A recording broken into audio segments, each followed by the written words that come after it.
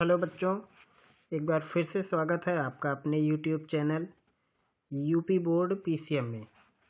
आज के इस वीडियो में हम सॉल्व करेंगे कक्षा 10वीं के गणित का अनसॉल्व प्रश्न पत्र, जो कि वर्ष 2021 का है, जिस वर्ष यूपी बोर्ड की परीक्षा नहीं हुई थी। तो अनसॉल्व प्रश्न पत्र में की जो किताब है उसमें 2 सेट दिए गए हैं। एक है सेट 1 822 EHJ करके है और एक EHL करके है। ये 2 सेट किताब में है, तो इसलिए हम इसको भी सॉल्व करा देते हैं। और पूरा सेट किताब में मौजूद नहीं है क्योंकि परीक्षा 2021 में बोर्ड की नहीं हुई थी। तो यहाँ से सवाल है इसका। कुछ सवालों पर स्टार लगे हैं, ये इसलिए बनाए गए हैं क्योंकि जो 2024 के लिए जो एग्ज़ाम पैटर्न है उसके लिए ये जो स्टार लगे हुए प्रश्न हैं ये टॉपिक काट दिए गए हैं, इसलिए इन सवालों पर स्टार का निशान लगा हुआ है। तो पहला सवाल है, प्रत्येक खंड में उत्तर के लिए 4 विकल्प दिए गए हैं जिनमें से केवल एक सही है। ये पहले का पैटर्न है, अब जो आ रहा है उसमें 20 सवाल होते हैं विकल्प के।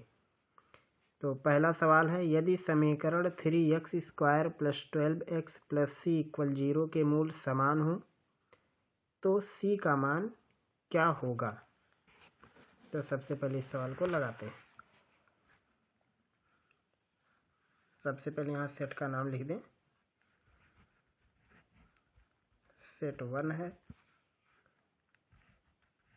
2021 का, कोड है 822 EHJ और आज इसका पहला पार्ट हम बना रहे हैं। तो पहला है और पहले का पहला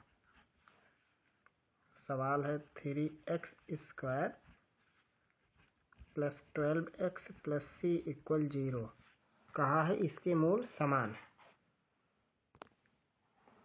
तो जब मूल समान है इसका मतलब ये होगा कि इसकी जो विविक्तकर होगी उसकी वैल्यू 0 होगी।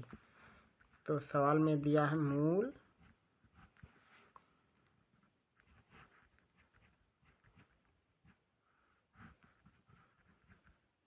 समान है। तो अगर मूल इसके समान है तो ये सूत्र लगेगा b² - 4ac = 0, जहाँ b का मतलब होगा x का गुणांक, a का मतलब है x² का गुणांक और c का मतलब होगा अचर पद। तो यहाँ c की जगह पर c ही है, तो इस सूत्र में रख लेते हैं। b की जगह पे 12 रखेंगे, इसका वर्ग -4, a की जगह पे 3 और c की जगह पे c ही रखेंगे, बराबर करके 0। 12 का वर्ग 144 ऋण 12 c बराबर 0। हल करने पर आपको मिलेगा c की वैल्यू 12। तो ये इस सवाल का जवाब हो जाएगा। विकल्प में देखते हैं कहाँ है। तो इसके विकल्प में जो इसका तीसरा ऑप्शन है ये सही है। फिर स्टार लगा, इसको नहीं लगाना है। अगर आप लगाओगे तो इसमें कोण b की वैल्यू आएगी 90 अंश। पहले का तीसरा खंड है sin 2 ये बराबर है 2 sin a, तो a का मान क्या होगा। ये है पहले का दूसरा सवाल में दिया हुआ है sin 2a बराबर है 2 sin a, तो a का मान बताना है। इसके लिए सबसे पहले हम sin 2a को ओपन करेंगे, जिसका सूत्र हो जाता है 2 sin a cos a equal होगा ये 2 sin a के दोनों तरफ से हम sin a को कैंसिल कर देंगे। वैसे नहीं करना चाहिए, लेकिन इस सवाल में करने पर भी परिणाम में कोई बदलाव नहीं आएगा। तो यही हो जाएगा 2 से 2 कैंसिल, sin a से sin a कैंसिल, तो बचेगा यहाँ पे cos a की वैल्यू 1।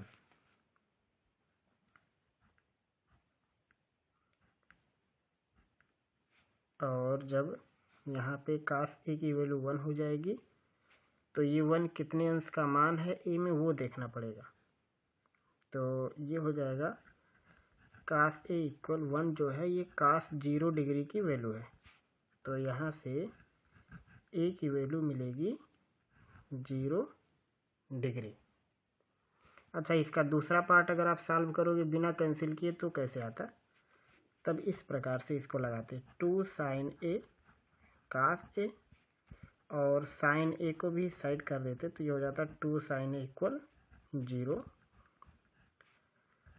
2 sin a कॉमन ले लेते, अंदर बचेगा cos a माइनस 1 इक्वल 0। तो या तो 2 sin a की वैल्यू 0 करते, यानी sin a का मान या तो 0 हो जाता,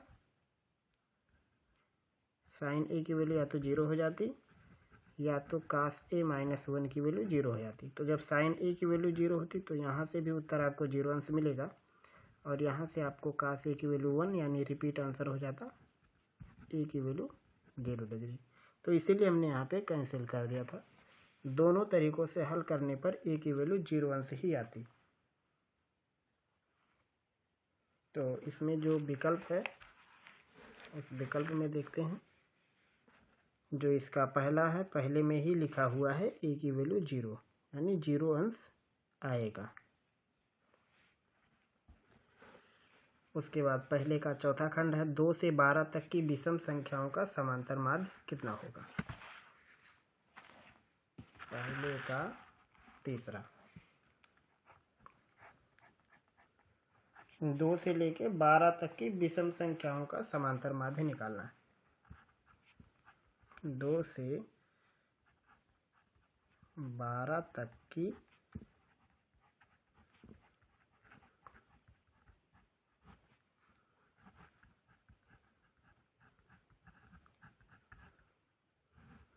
विषम संख्याओं का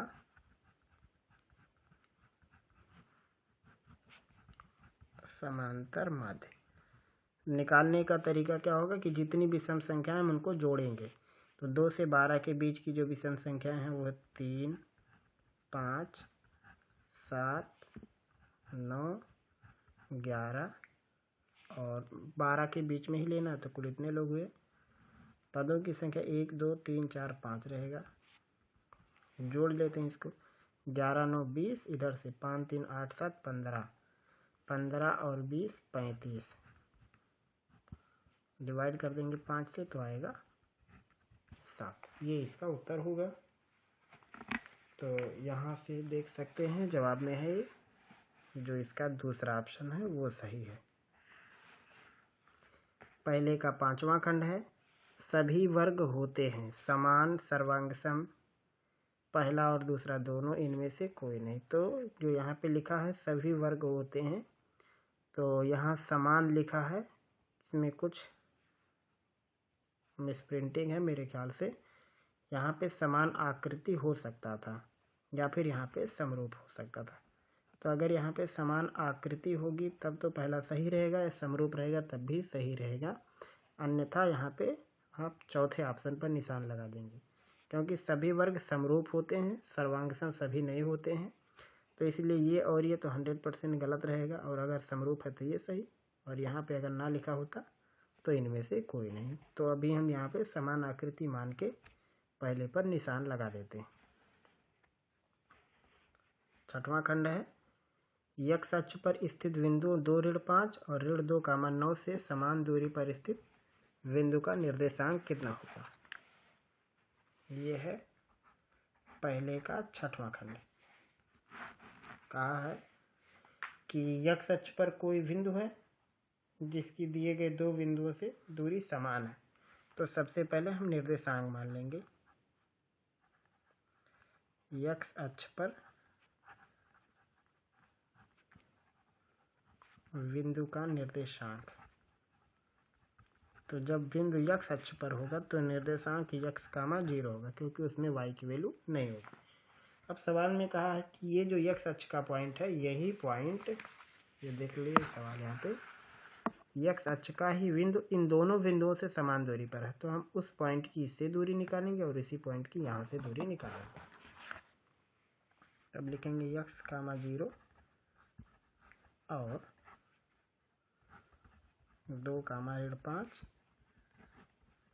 की जो दूरी होगी वो बराबर हो जाएगी x, 0 और -2, 9 की दूरी, या इनके बीच की दूरी आपस में हो जाएगी बराबर। तो बीच की दूरी निकालने का तरीका क्या है, अंडर रूट बना के x में से x का वैल्यू घटाएंगे और y वाले वैल्यू में से y वाली वैल्यू घटाएंगे, यानी भुज से भुज को और कोटि से कोटि को घटाना है। तो ये हो जाएगा x - 2 का स्क्वायर, और 0 - 5 करेंगे तो प्लस आ जाएगा, यानी 5 का स्क्वायर। यहाँ x - 2 करेंगे तो x + 2 आएगा, और 0 - 9 करेंगे तो आएगा -9 का स्क्वायर। दोनों तरफ वर्क कर देंगे, करड़ी हट जाएगा, और फिर इसे ओपन कर देंगे तो हो जाएगा x² + 4 - 4x + 25। यहाँ आएगा x² + 4 + 4x + 81। तो x² + 4 दोनों तरफ कट जाएगा, और क्या बचेगा यहाँ पे,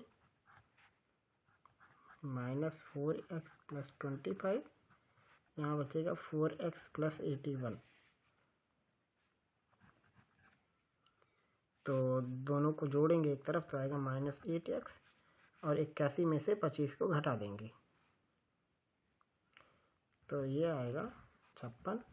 तो x की वैल्यू हो जाएगी -7। तो जो निर्देशांक बनेगा वो बनेगा -7, 0। तो देखिए कहाँ है, -7, 0। इसका जो दूसरा विकल्प है ये सही है। तो ये है पहले प्रश्न के कुल 6 विकल्प। और उसके बाद दूसरे का पहला है x ऋण 1/x = 0 का हल क्या होगा।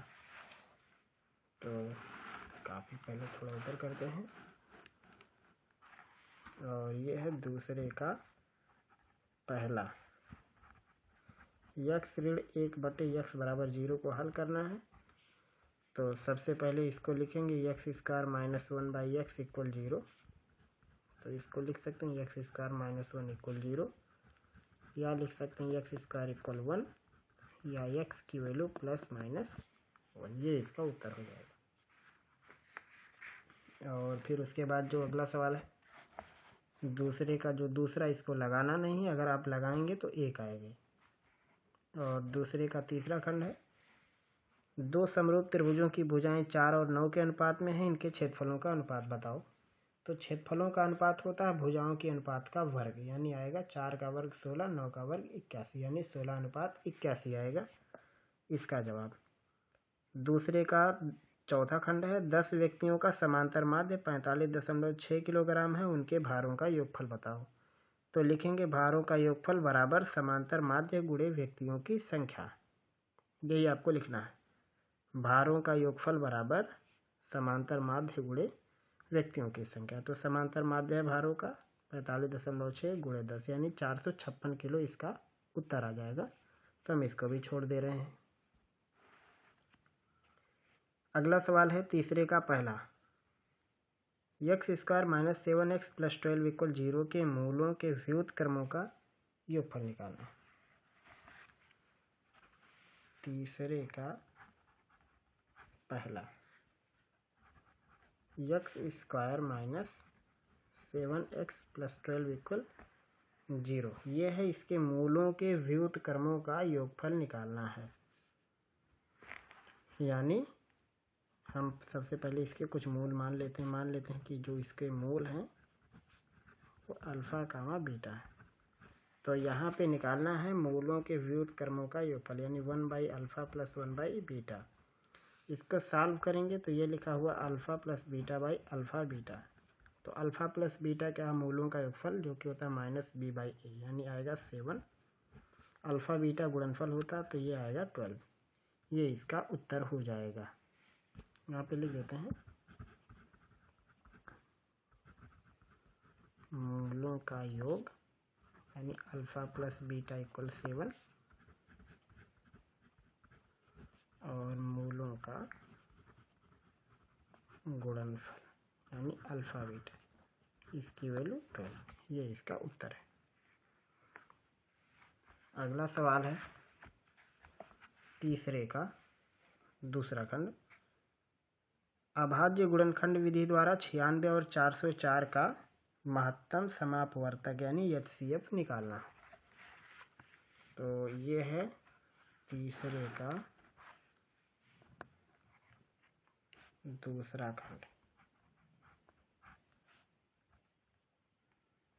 और इसमें निकालना है 96 और 404 का महत्तम समापवर्तक। तो सबसे पहले आपको क्या करना है, 96 का कर देना अभाज्य गुणनखंड जो कि होगा 2 2 2 5 बार, फिर एक बार 3। 404 का होगा 2 गुणे 2 गुणे 101। तब इसका जो HCF होगा, HCF का मतलब होता है कॉमन फैक्टर। तो यहाँ पे जो कॉमन है 2 गुणे 2 और इसमें भी वही चीज़ जो कॉमन है वही होगा। तो इसका HCF 4 आ जाएगा, ये इसका उत्तर होगा। और फिर उसके बाद अगला सवाल दिया हुआ है तीसरे का तीसरा खंड। एक लंबवृत्तीय शंकु के आधार का व्यास 21 सेंटीमीटर और उसकी तिर्यक ऊंचाई दिया हुआ है 13.5 सेंटीमीटर। तो इसकी संपूर्ण पृष्ठ निकालनी है। तो इसकी संपूर्ण पृष्ठ निकालने के लिए यहाँ पे व्यास दिया है जिससे हम उसकी त्रिज्या निकाल लेंगे। यह है तीसरे का तीसरा। लिखेंगे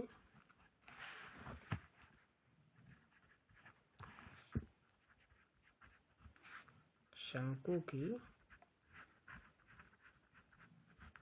त्रिज्या r बराबर हो जाएगा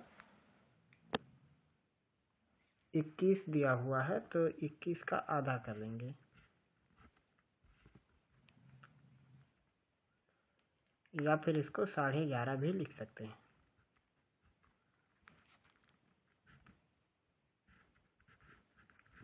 जो गया इतना सेंटीमीटर उसका त्रिज्या और तिर्यक ऊंचाई दिया है।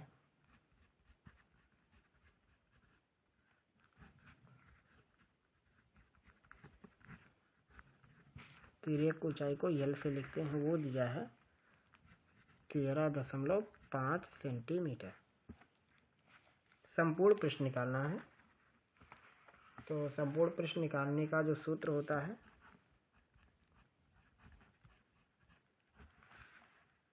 संपूर्ण पृष्ठ का सूत्र होता है पाई r कोष्ठक में L प्लस r, ये उसका सूत्र होता है। और r की वैल्यू लिखेंगे 21/2 लिख सकते हो या फिर 11.5। तो यहाँ 21/2 ज़्यादा अच्छा रहेगा क्योंकि 7 से हम 21 को काट सकते हैं। और यल की जगह पे 13.5 और यहाँ r की जगह पे 11.5 ये रखेंगे। तो 7 से 21 को काटेंगे 3 आएगा और 2 से 22 को 11। तो ये हो जाएगा 11 गुणे 3 और ये हो जाएगा 11 और 13 24 और आधा आधा मिला के हो जाएगा 25। तो 25 3 75, 11 गुणे 75। तो 11 से 75 में गुणा करेंगे, 11 का 5 में 55, 11 का 7 में 77 और 5, 11 का 5 में 55 और 11 का 7 में 77 और 5 82। ये हो जाएगा 825 वर्ग सेंटीमीटर। और उसके बाद एक और सवाल है तीसरे का चौथा खंड। चित्र में PS/SQ बराबर PT/TR और दिया कोण PST बराबर कोण PRQ। तो सिद्ध कीजिए कि त्रिभुज PQR एक समद्विबाहु त्रिभुज है। ये है तीसरे का चौथा खंड। एक ट्रायंगल है,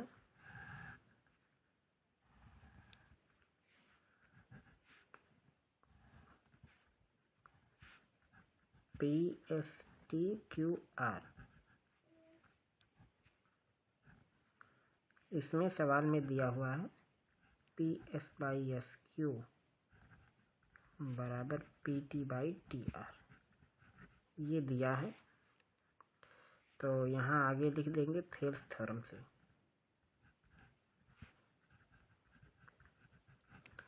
थेल्स का थ्योरम है कि अगर किसी त्रिभुज में इस प्रकार की खूबियाँ मिलती हैं तो इसका मतलब होगा कि बीच में एक लाइन गई है जो किसी तीसरी रेखा के समांतर है। तो यहाँ पे लिख देंगे कि इसका मतलब ये हुआ ST समांतर है QR के। ये यहाँ से निष्कर्ष निकल गया। अब लिखेंगे त्रिभुज पी क्यू आर में एस टी समांतर है क्यू आर, और साथ में दिया हुआ है कोण पी एस टी बराबर कोण पी आर क्यू, ये दिया हुआ है। और आपको मिलेगा यहाँ से एक और चीज़, अब अगर ये दोनों समांतर हैं तो इसका ये मतलब हो जाएगा कि कोण पी एस टी ये बराबर होगा कोण पी क्यू आर के। क्यों होगा? क्योंकि समांतर रेखाएं जो होती हैं उनको कोई तीसरी लाइन काटे तो उनके जो संगत कोण होते हैं वो बराबर होते हैं। तो यहाँ पे लिख देंगे संगत कोण है ये।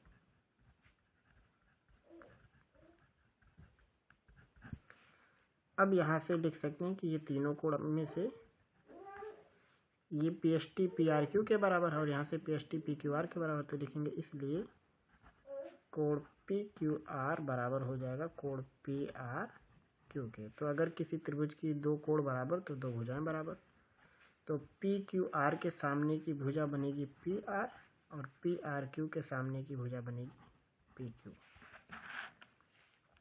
लिखेंगे इसलिए त्रिभुज पी क्यू आर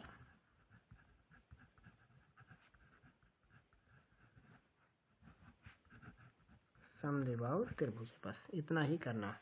ये चीज़ दिया हुआ था तो उससे निष्कर्ष निकला कि एस टी क्यू आर आपस में समांतर हो गए। ये दोनों कोण पहले से बराबर थे तो ये कोण इसके बराबर हो गया, तो जब ये इसके बराबर था तो अब ये दोनों इसके बराबर हो गए, तो इनके सामने की भुजाएं भी आपस में बराबर होंगी। इसके बाद अगला सवाल है सवाल नंबर 4। यदि कास ए बराबर करड़ी में 3/2 तो साइन 2a का मान ज्ञात कीजिए। ये सवाल है चौथा और इसका पहला खंड। कास ए की वैल्यू है करड़ी में 3/2, तो निकालना है साइन 2a का मान। ये कैसे निकालेंगे? सबसे पहले यहाँ पे ये देखो कि करड़ी में 3/2 कास में कितने की वैल्यू होती है, तो कास 30 की वैल्यू होती है। तो यहाँ से लिखेंगे कास ए बराबर कास 30, तो ए बराबर 30 अंश। अब जो निकालना है उस पर ध्यान देते हैं, तो ये हो जाएगा साइन 2a की जगह पे 30 अंश हो जाएगा साइन 60, और साइन 60 की वैल्यू भी होती है करड़ी में 3/2, तो ये इसका उत्तर हो जाएगा। फिर आगे के जो सवाल हैं, सवाल नंबर चौथे का दूसरा खंड, सिद्ध कीजिए कि ये अपरिमेय है। तो ऐसे सवालों को हमने कई बार लगाया, हर सेट में लगभग लगाया है। साथ में इसकी स्पेशल वीडियो भी है, प्लेलिस्ट में आपको मिलेगा कि रियल नंबर को कैसे प्रूव करते हैं। तो इस सवाल को इसलिए हम छोड़ दे रहे हैं, और फिर उसके बाद ये जो दोनों पर स्टार बने हुए हैं ये आगामी वर्ष की जो परीक्षाएं हैं उसमें आएंगी भी नहीं। और अगर फिर भी आपको लगाना, इसको सीखना है, तो ये वर्ष 2023 का जो सेट है उस सेट में भी ये पूरा का पूरा आपको मिल जाएगा। तो रिपीट क्वेश्चन हम इसलिए छोड़ दे रहे हैं। ये कंस्ट्रक्शन का सवाल है और ये भी बोर्ड से काट दिया गया है, तो इसे भी आपको नहीं पढ़ना है। उसके बाद यहाँ पे सवाल है सवाल नंबर 5 का पहला खंड।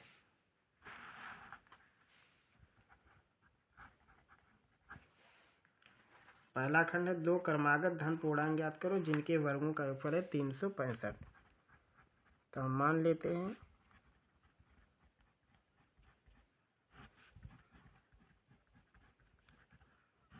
क्रमागत पूर्णांक x, x+1। अब कहा इनके वर्गों का योगफल 365 आएगा, तो लिखेंगे x² + x+1 का स्क्वायर बराबर 365।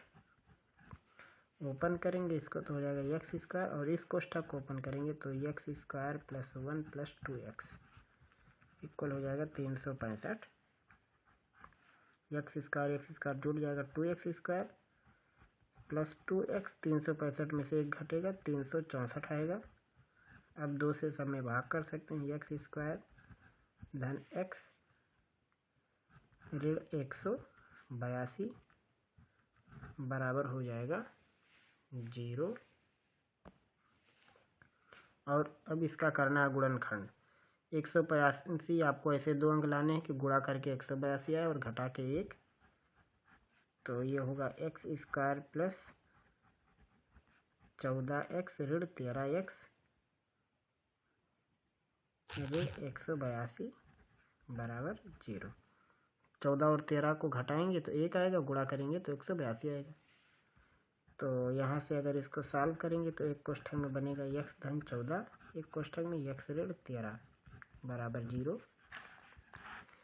तो यहाँ से आपको x की वैल्यू मिलेगी ऋण 14, जो कि हो जाएगा अमान्य, और x बराबर आएगा 13। तो पहली संख्या 13 हो जाएगी, दूसरा 13 धन 1 हो जाएगा।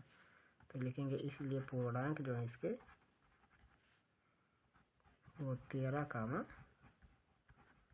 14। ऋण 14 अमान्य क्यों होंगे? क्योंकि सवाल में था धनात्मक पूर्णांक, और ये ऋण 14 ये ऋणात्मक है। अगला सवाल है 5वीं का दूसरा खंड। उस बिंदु के निर्देशांक ज्ञात कीजिए जो बिंदु ऋण 1, 7 और 4, ऋण 3 को मिलाने वाले रेखाखंड को 2 और 3 के अनुपात में विभाजित करता है। तो इसको लगाने के लिए चलते हैं दूसरे पेज पर।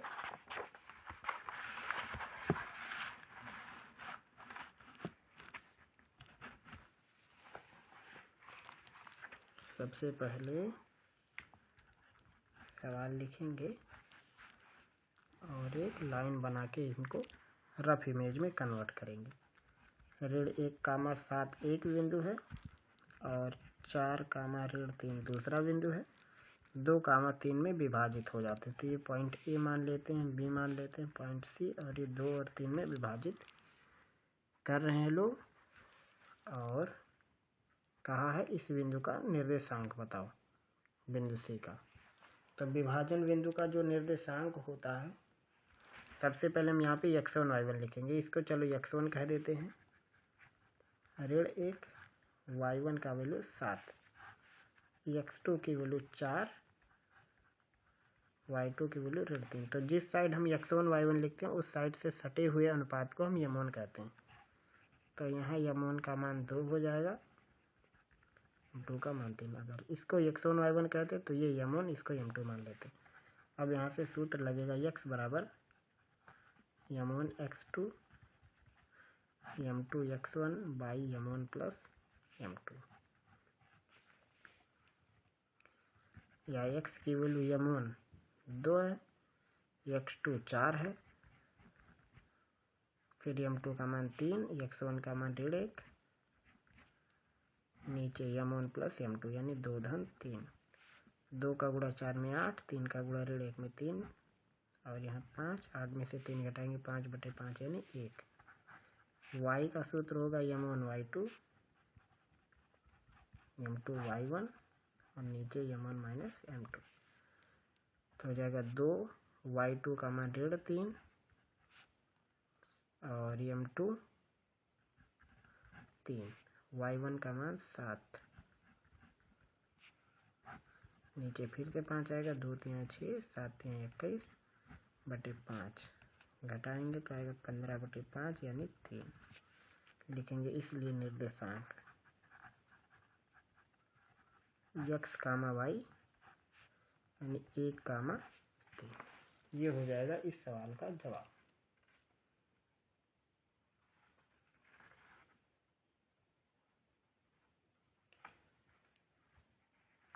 और फिर अगला सवाल है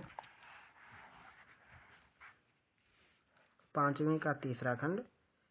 एक 12 सेंटीमीटर व्यास का गोला एक लंबवृत्तीय बेलनाकार बर्तन में डाला जाता है जिसमें थोड़ा पानी भरा है।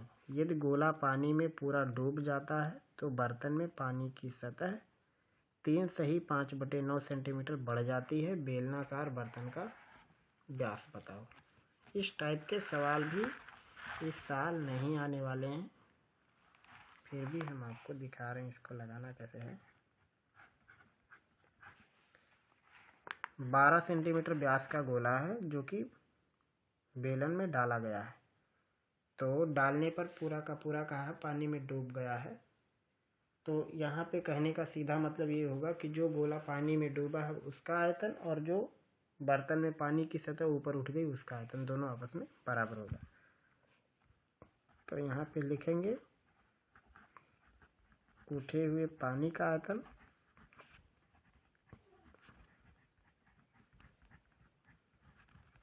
ये बराबर होगा गोले का आयतन, जो गोला पानी में डाला गया। अब जो पानी उठेगा वो भी बेलनाकार ही होगा, तो हम मान लेते हैं कि बेलन की त्रिज्या r है और जो पानी उठा उसकी ऊंचाई h है, और गोले का आयतन 4/3 पाई, इसकी त्रिज्या हम r मान लेते हैं अलग से। यहाँ पे r का मतलब बेलन की त्रिज्या, h मतलब उठे हुए पानी की ऊंचाई, कैपिटल R का मतलब गोले का त्रिज्या। आप ये सब चाहें तो साइड में लिख सकते हैं। पाई से पाई कैंसिल हो जाएगा, तो ये हुआ r² h बराबर 4/3 r³। अब इस सवाल में दिया हुआ है कि जो बेलन है उसकी व्यास निकालनी है, और जो पानी उठ गया है उसकी ऊंचाई है 3 से ही 5/9, तो हो जाएगा r² 3 से ही 5/9 यानी 32/9 बराबर 4/3 r³। जो इसके अंदर गोला डाला गया उसकी इसमें व्यास 12 सेंटीमीटर दिया हुआ है, तो त्रिज्या हो जाएगी 6, तो हो जाएगा 6³ तो काट सकते हैं, 3 3 9, 4 9 और 4 8 32, तो हो जाएगा 8/3 बराबर 216। तो r² बराबर हो जाएगा 216 गुणे 3/8,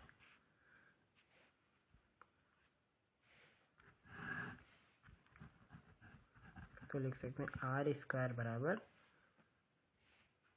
तो 8 दूनी 16, 5 बचेगा और 8 सते 56 में 27 गुणे 3 81 हो जाएगा, और 81 का वर्गमूल 9, तो r का मान आएगा 9 सेंटीमीटर। तो लिखेंगे इसलिए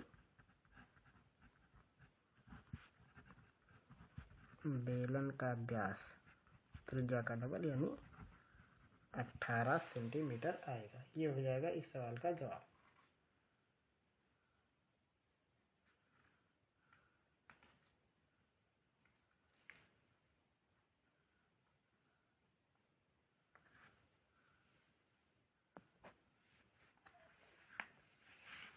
अगला सवाल है, निम्नलिखित बारंबारता सारणी का बहुलक बताओ। तो सबसे पहले इसको ऊपर करते हैं और बहुलक निकालना है, 5वें का है चौथा। तो बहुलक निकालने के लिए सबसे पहले हमें सारणी बनानी है। एक में है वर्ग अंतराल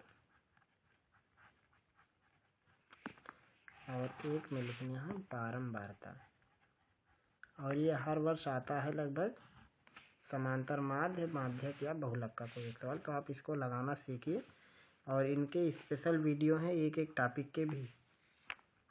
आप हमारे पिछले वीडियो को ज़रूर देखा कीजिए, बहुत हेल्प मिलेगी आपको।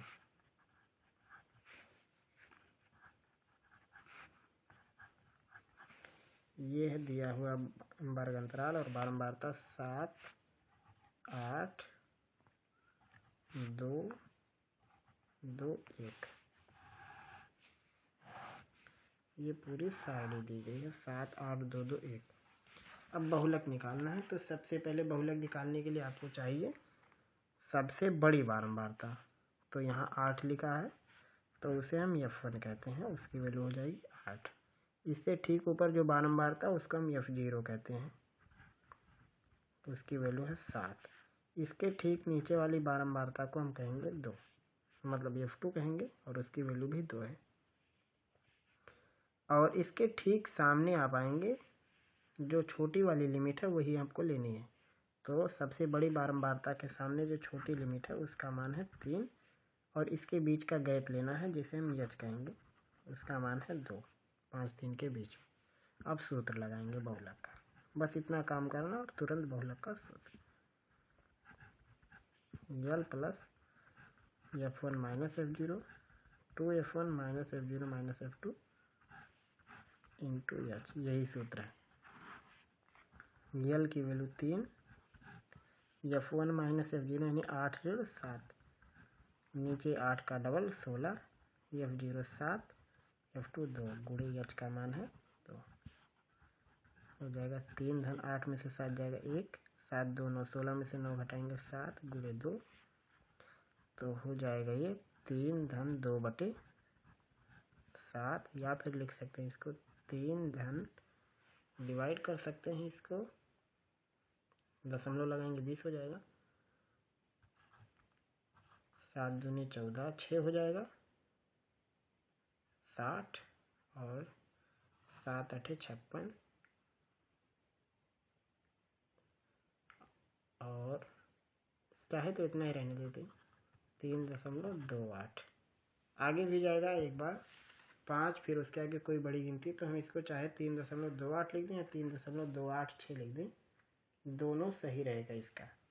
तो यही लगा के छोड़ देते हैं इतना ही, या फिर सबसे अच्छा है आप लिख दो 3 सही 2/7, ये इसका बहुलक हो जाएगा।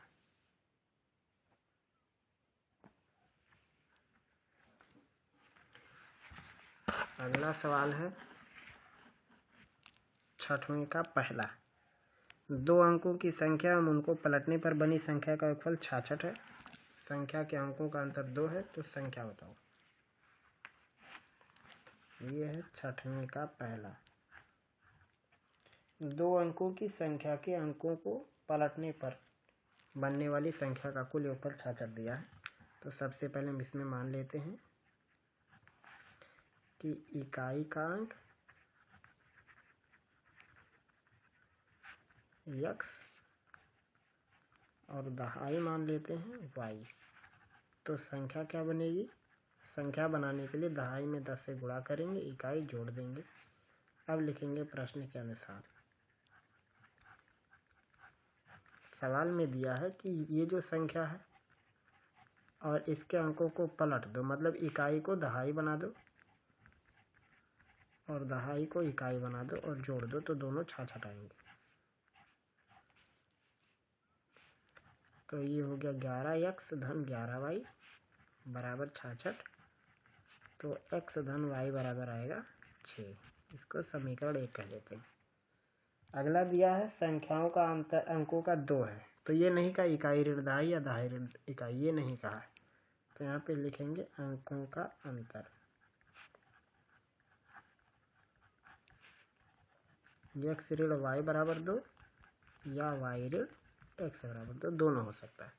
तो एक को हम समीकरण 2 बनाएंगे और एक को समीकरण 3 बनाएंगे। तो लिखेंगे समीकरण 1 + 2 को जब आप सॉल्व करोगे तो आएगा 2x की वैल्यू 8 या x की वैल्यू 4। क्यों ऐसा कर देंगे? जोड़ने से y कट जाएगा। तो यहाँ से x की वैल्यू 4 आएगी तो y की वैल्यू 2 आएगी। और जब आप इन दोनों समीकरण को हल करोगे, समीकरण 1 + 3 को करोगे, तो यहाँ से 2y की वैल्यू 8 आएगी और y की वैल्यू 4, या यहाँ से x की वैल्यू 2 मिलेगी। तो 2 स्थितियाँ होंगी। लिखेंगे इसलिए संख्या 24 या 42 है, दोनों हो सकता है। जब 42 लेंगे तो उसका उल्टा 24 जोड़ के 66 हो जाएगा, और जब 24 लेंगे तो उसका उल्टा 42 जोड़ के 66 हो जाएगा। दोनों उत्तर सही है। और फिर उसके बाद अगला सवाल है इसी में 6वें का दूसरा खंड है। यदि दी गई बारंबारता सारणी में माध्यिका है 28.5, तो x और y के मान ज्ञात कीजिए, जबकि कुल बारंबारता 60 है। तो ये जो सवाल है, ये सवाल भी हमने आप पीछे जो वीडियो सॉल्व किए हैं 2023 के सेट, उसमें मिलेगा ये। और ये जितने अब सवाल आपको दिख रहे हैं सारे के सारे सवाल, कुछ पर तो स्टार लगे हैं और कुछ जो सवाल बचे हैं इनको हमने सॉल्व कर दिया है पीछे के वीडियो में। तो आप इसलिए पीछे की वीडियो को एक बार विजिट करें और उनको देखें। जैसे हम आपको एक एग्जाम्पल के लिए दिखा देते हैं, अभी उसका सलूशन मेरे पास मौजूद था जो मैंने पीछे की वीडियो में सॉल्व किया है। देखिए यही सवाल है वो, और ये पहले से वीडियो अपलोड है, जो कि किसी सेट का दूसरे का 6वां खंड है। सवाल यही है बिल्कुल। 0 से 10, 10 से 20, 20 से 30, 30 से 40 यहाँ तक गया है।